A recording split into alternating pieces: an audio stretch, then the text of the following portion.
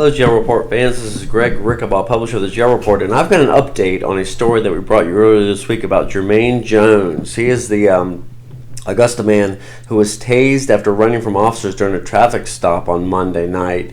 And he struggled with multiple officers, and he ultimately ended up at the hospital, and the GBI is investigating what happened to lead to such severe injuries. Well, I have talked to his fiancée, Letayia Anderson, and she's got what the family is saying and about his condition. You'll see him here in the photo in the hospital. This is Letayia Anderson with Jermaine and their daughter in a photo that she provided to us. But let's listen to her interview.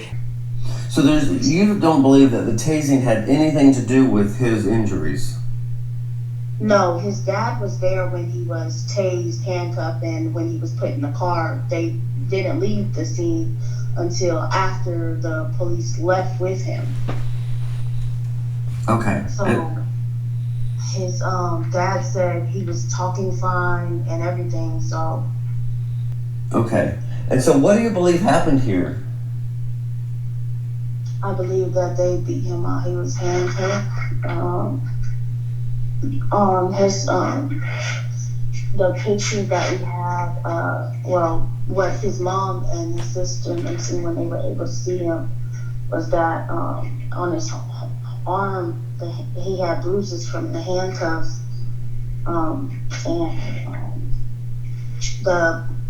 there's literally no. The doctor said there's no bruises on his body.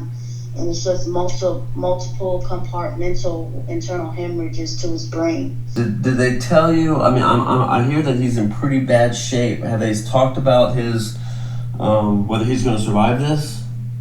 The doctors are strongly thinking he won't.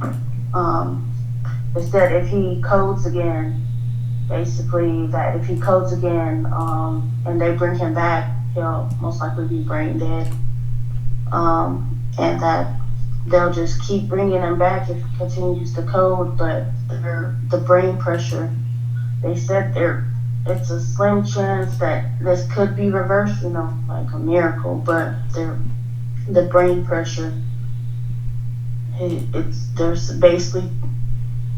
basically just told us that he's worse.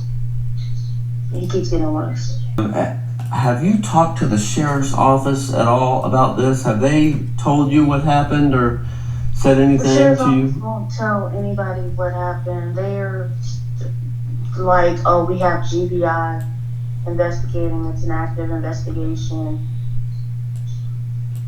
And we have no hope for GBI right about now, based off how they released a article, like a media report, basically saying this happened because he was tased and he failed. We don't have any hope for GBI's investigation. Okay, you don't think they're going to be fair? I don't think they're going to be fair or honest. Okay. That is one reason the sheriff's office calls the GBI, so that they have an independent investigation. And they can't fudge the medical records. I mean. Okay, so let me dissect all this for you. He was in the car with his uncle and his dad. His dad already said he tried to run. He said an officer tased him as soon as when he tried to run. So he did not get far. He did not get enough momentum to run. So when he fell, the impact was not that hard.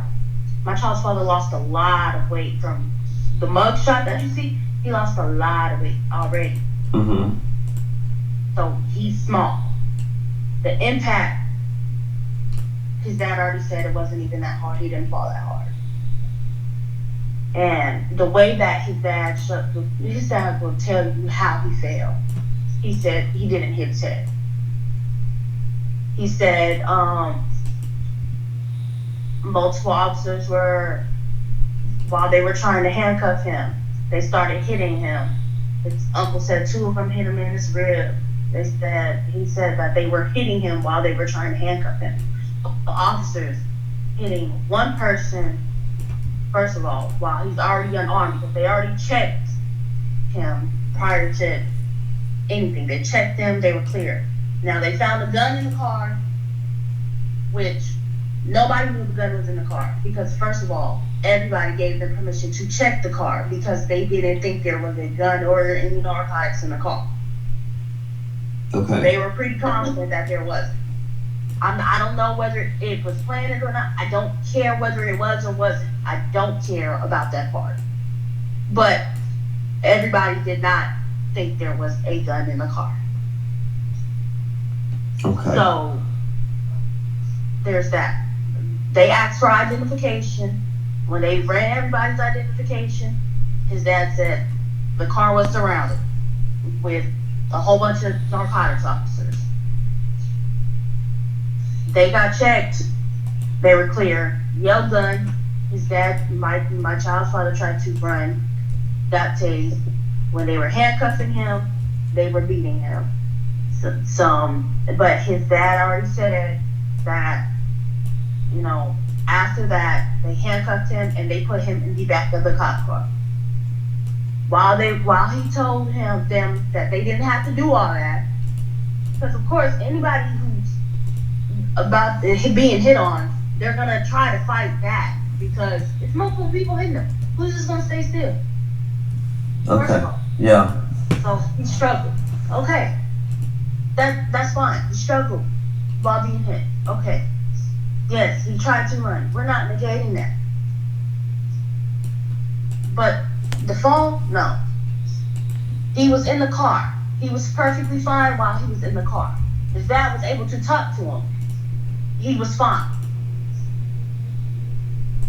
His dad did not leave. His uncle did not leave until the cops pulled off with him. Okay. So what do you think happened? Something happened between that time frame of them taking him to the jailhouse and the time they took him to the hospital. That's what we believe. Because for him to not make it to the jail at all, from 7:12 to about 9 o'clock, and the jail is only 20 minutes away, Augusta's pretty small. Yeah. Yes, it's about 15 minutes, but we're willing to give it about 20 minutes to get from there to the jailhouse. Okay. All right, and so you're in touch with the hospital, and I guess y'all are just monitoring what's going on. Yeah, we've been at the hospital for about since we found out. I'm at the house right now.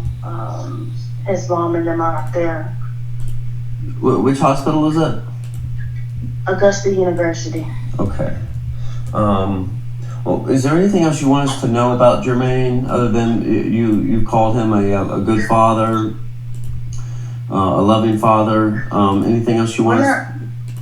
Anything else I would like to say, we're not saying that he doesn't have a past. We know about his past. But his past, we cannot emphasize, is irrelevant to what happened that night. I just cannot keep saying it. It's so irrelevant to what happened that night. Yeah. I just. And what do you bringing up somebody's past while they're in critical condition at the hospital fighting for their life? Just like, come on now. I'm gonna be completely honest. It's a lot of criminals out there who just have not been caught. Yeah. What do you want to happen with the investigation? We want justice. We want it to be fair. We want it to be true. We want it to be accurate. We don't want nobody to be hiding anything about what happened. If they are going to say something now, it needs to be backed up with evidence. It needs to be. We want to see body cam footage from the time the car was pulled over to the time that they took him to the hospital. No. Oh, this is portion of it. We don't want to see no portions, nothing. What happened between the time that they turned on those lights to the time they brought him to the hospital? Yeah. If they can show us full footage without nothing being taken out, multiple footages at that, not just one. Multiple footages, time logs, everything. Okay. So you just like to see all of it, and Yeah, we need to see all of it because at this point, their word isn't no good to us. okay, and explain that time lapse. Good, Letayia, I really appreciate you talking to me, and I would love to talk to your dad, and please keep us up to date on how this is going. Okay. Okay. Okay. Thank you so much for talking. Okay. You're welcome. So there you go. There's our interview. And just to reiterate that the GBI is investigating this case, and they have not released any updates on that. We've asked for the officers' names and have not heard back from the GBI. We'll wait to see that, but we're told at least 2 officers were involved in the actual arrest and of him. So that's what we have for now. Just wanted to give you that exclusive interview. We hope to get an interview with Jermaine's father, and again, if you'll say a prayer for Jermaine. You can see him there in the hospital, just in critical condition, and a daughter without facing life without her father. Again, I'm Greg Rickabaugh, publisher of the Jail Report, and that's our report for right now.